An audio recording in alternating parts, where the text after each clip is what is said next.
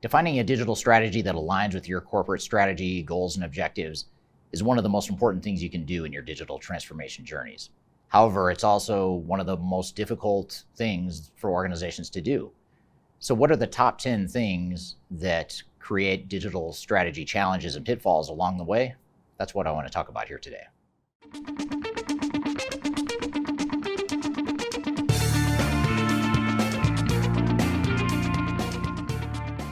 My name is Eric Kimberling. I'm the CEO of Third Stage Consulting. We're an independent consulting firm that helps clients throughout the world with their digital transformation journeys. And one of the first things we do for clients we work with is help them define their digital strategy and roadmap. Help them identify how they can use technology and people and process improvements in a way that aligns with their overall digital strategy, their goals, their objectives, and what they want to become as an organization in the future. However, there's a lot of pitfalls that we see organizations step into, particularly when they've gotten off track and the digital transformation heads in a direction that isn't sustainable. That's where we see these pitfalls the most. So what I want to talk about today are the top 10 things that organizations often struggle with in defining a digital strategy that's the best fit for them. And one thing I'll note is that even though this is a top 10 list, these are the top 10 things you should consider. I'm going to list these in no particular order because quite frankly, it's hard to rank amongst one another and they're all interrelated. So I'm going to cover all 10 of these in no particular order. One of the biggest pitfalls that organizations fall into is bias.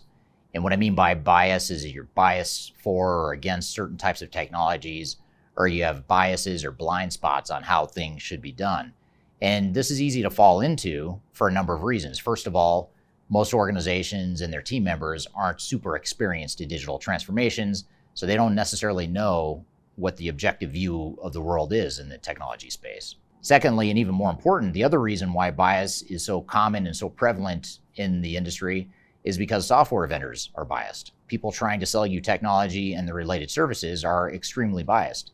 And each technological vendor out there has its own ecosystem of biased players that are out there intentionally trying to sell you software, which is understandable enough, but that focus on selling you software creates a certain amount of bias and it creates blind spots into what the strengths and weaknesses are, objectively speaking, for each of the technological options you might have.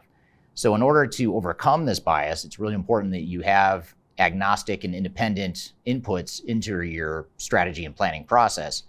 Organizations like Third Stage Consulting that are unaffiliated with and independent from software vendors can be a great way to mitigate that sort of risk along the way.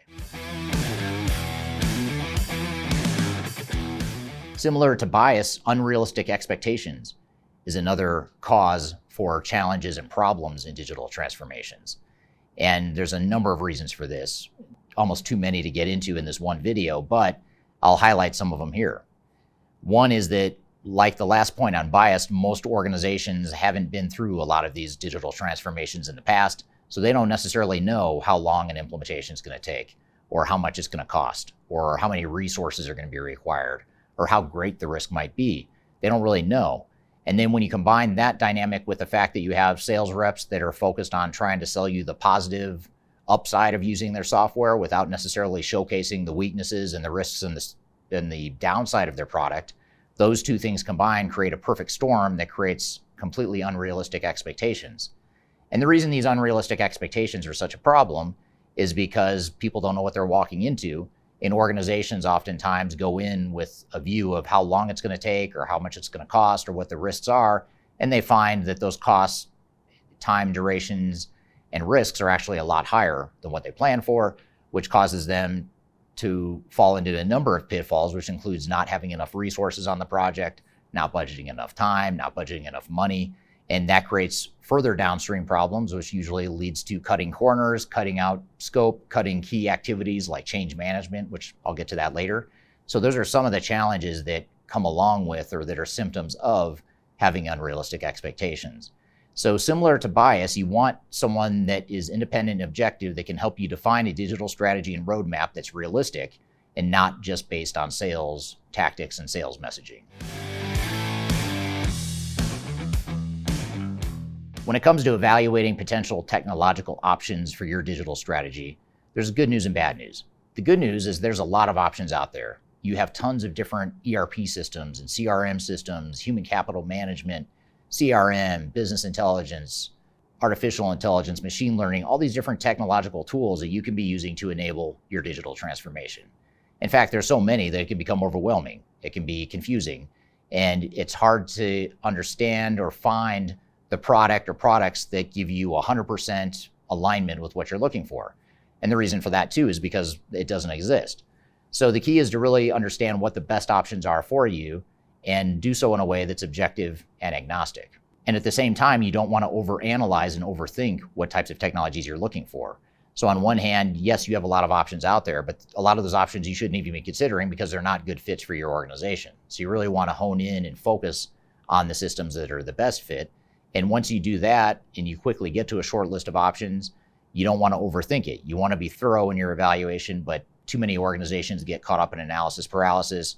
They take forever to make a decision. By the time they get ready to implement, the organization is already suffering from fatigue because it's taken so long and so much effort just to get to a decision. So to the extent that you can avoid this analysis paralysis, that's just going to help you execute on your digital strategy and roadmap much more effectively. Another challenge we see with digital strategies is that the digital strategies and the way they're planned and executed is misaligned with the overall corporate goals and objectives of the organization. So in other words, the organization is going this direction, but the digital strategy that's been defined is going that direction. And when you're diverging that way in two separate paths, you can see how that's going to create a recipe for disaster.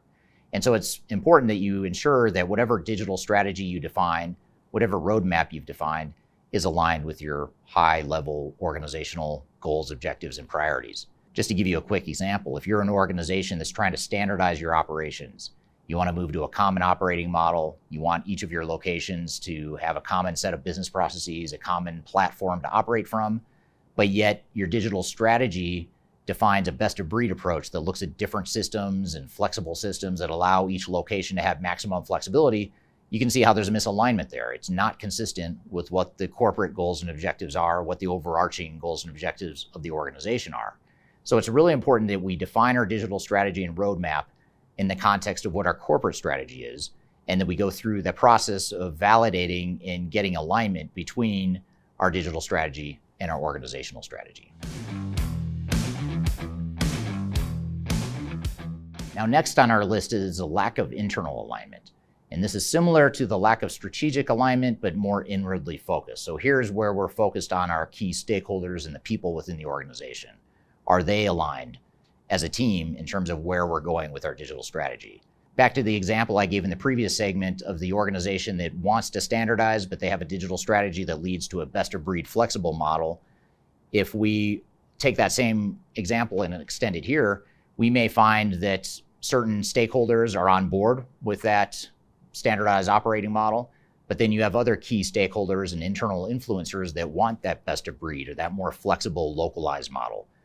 Nothing wrong with that. It's human nature. We all can't think and act the same way, but we've got to figure that out and we've got to reconcile those differences before we move forward too far in our digital transformation. So going through the exercise of making sure that internally we're aligned and that internally we're aligned with the overall digital strategy, which then aligns with the overall organizational strategy, that's the next step and a really important pitfall that you can avoid by handling this step early in the process. Another common pitfall in how organizations sometimes will define their digital strategy is to not have a specific dedicated work stream that focuses on improving business processes prior to implementing technology. Too often organizations think that they're not going to have to worry about re-engineering processes because they're going to put in new technology that's going to handle the business process improvement for them. And while the technology may enable business process improvements, it's not going to tell you what you want to be when you grow up. So operationally and business process-wise, you need to define what your business processes are going to be so that you can build the technology around those business processes rather than assuming that the technology is going to give you the answer of what your processes should be. Now, system integrators and software vendors may tell you that they have best practices and standard business processes and workflows within their software, but the reality is today's enterprise technologies in general are extremely flexible. Even the most basic, mundane business processes have multiple variations And if you don't have a clear vision of what it is you want to be operationally when you grow up, you're going to have a lot of trouble defining what the needs are for technology. So you want to spend that time up front defining your future state business processes, at least to a certain level, not down to the workflow transactional level, but to the point of being independent and technology agnostic. Once you get down into more granular level of detail, you can certainly wait until you have technology in place or until you're deploying technology to define those detailed workflows. But in terms of your general processes and workflows, you want to define those up front to avoid this pitfall. Just as many organizations wait too long to embark on the business process improvement work stream, many organizations also wait too long to start on the change management work stream.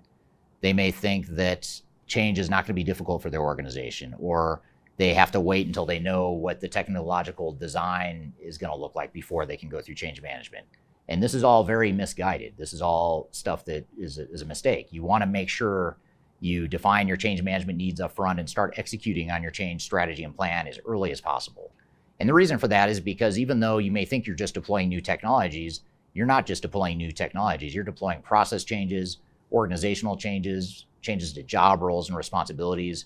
You might be automating people's jobs. That's a lot to unpack and a lot to figure out, and it has a huge impact to humans within the organization. And this becomes even more true as technology advances faster and faster over time. That divide between what humans are capable of and what technology can do just continues to grow. So that leads to more impact to humans the more technology advances. So we have to figure this stuff out, and the thing that will most likely derail your project is not going to be the technology. It's more likely to be the people and the lack of human adoption that derails your project. So chances are, wherever you are in your digital transformation journey, it's definitely not too late to start your transformation, but it's also not too early to start as well. So be sure you start that change management workstream as soon as possible. Now, another challenge with digital strategies is not having the implementation methodology that's best for you as an organization. In other words, you defer to cookie cutter approaches or one size fits all approaches, which software vendors and system integrators are notorious for doing. They come in with their agile approach or their best practice industry focused approach, which you might want to take bits and pieces of what those methodologies are, but they may not fit your organization in totality. And so you want to make sure you tweak or modify the implementation methodologies that your software vendor and your system integrator might offer. Make sure you tailor it to fit your needs in your organization. I'll give you an example. A lot of software vendors now are promoting more of an agile approach to software deployments. Sounds good in theory, sounds like we're going to go faster, we're going to get this done cheaper. But what that also oftentimes leads to is it leads to a lack of clarity on what our future state is going to be. So back to the earlier example I gave of the company that wants to standardize their operations. If your stated goal is to standardize operations and to have a clearly defined common operating model, then an agile approach probably isn't the best approach for you. You probably want more of a waterfall-based approach, which is the traditional way of handling ERP implementations and enterprise software deployments, to where you can define your business processes and your requirements across the enterprise end-to-end process-wise, so that you can then figure out how technology can enable those business processes. Whereas an agile approach would just take little bits and pieces of your organization and your end-to-end processes and start to deploy technologies throughout the organization, which will likely lead to misalignment with that stated goal of standardizing operations. So that's just one example of how you want to make sure your implementation methodology is aligned with who you are as an organization and what it is you're trying to accomplish, as well as your culture, your tolerance for risk, and a host of other factors that need to be considered. Another big mistake that organizations make is that they confuse transformation with system integrator. They interchange those words. They think that the system integrator is going to do the transformation for them. Now, it's true that the system integrator or the implementation partner or the VAR that you work with is going to do a subset of your transformation, but the real transformation work comes from other work streams that the SI does not do. The SI is typically focused on designing, building, and deploying technology, but your transformation entails not only technology, but it also entails improving business processes. It includes or entails organizational changes and organizational improvements. So you can see right there how there's a disconnect between what an SI does and some of the other activities that need to happen. So you need to make sure that you have a comprehensive transformation plan The system integrator's work is going to be one work stream within that plan, but you need to make sure you augment what they do with other activities like change management, like process improvement, the overall program management, and the project governance controls, the data migration, the system architecture, the integration of systems. All that stuff is stuff that the SI typically doesn't do or doesn't do well. So you don't want to confuse system integrators work with transformation, because those are two different things. Although the SI is a subset of transformation, they're not one and the same. Now, last but not least is the failure to recognize risks. Too many organizations go through the process beginning with defining their digital strategy and roadmap, and they fail to recognize the risks that are inherent within their transformation. And to be clear, every organization, literally every organization that goes through a digital transformation has material risks that they need to consider and that they need to mitigate.